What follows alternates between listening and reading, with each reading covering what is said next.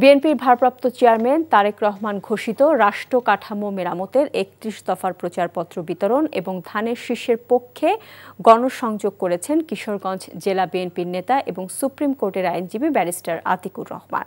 শুক্রবার সকাল থেকে শুরু করে কিশোরগঞ্জ ১ আসনের সদর ও হোসেনপুর পৌরসভা এবং বেশ কয়েকটি ইউনিয়নে ৩১ দফার প্রচারপত্র বিলি করেন এবং ধানের শীষের পক্ষে ভোট চান।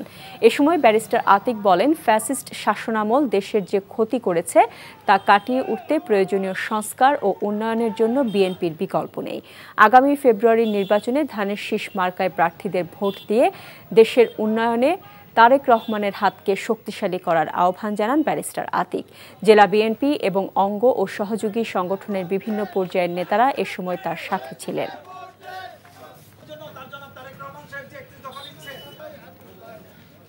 বান্ডেল থাকলে প্রতি সেনমানিতে টাকা বাঁচবে। বিকাশ সেনমানি বান্ডেল কিনে জিতুন প্রতি লেনদেনে।